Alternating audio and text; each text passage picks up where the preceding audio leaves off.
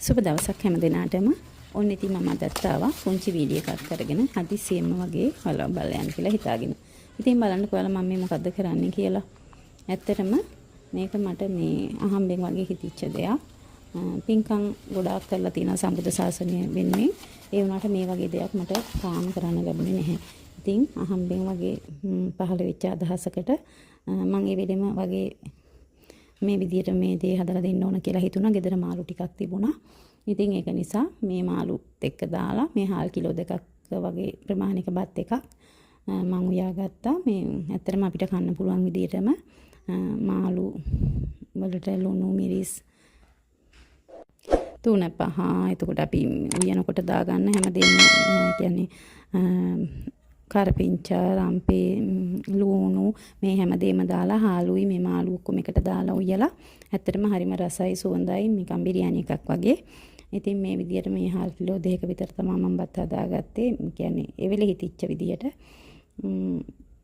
කඩේ මොනක් ගේන්න උනේ නැහැ. ඉතින් මේ දීලා නැති නිසා මේ හදලා බලමු කියලා තමයි හැදුවේ.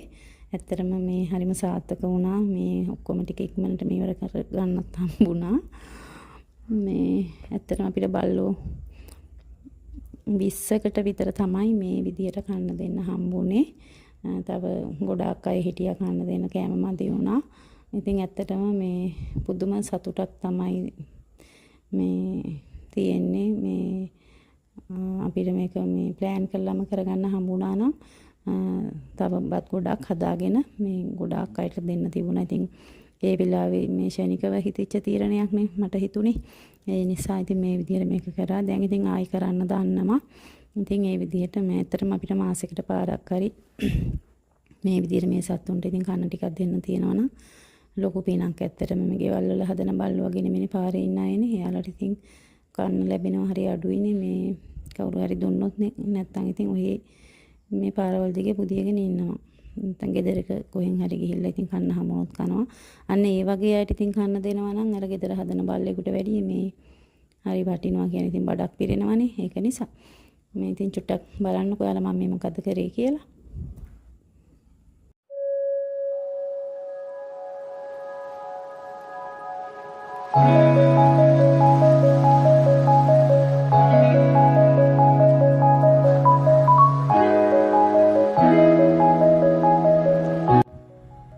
ඉතින් අදට ගිහිල්ලා එන්නම්.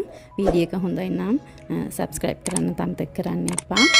හැමෝටම තෙරුවන් සරණයි.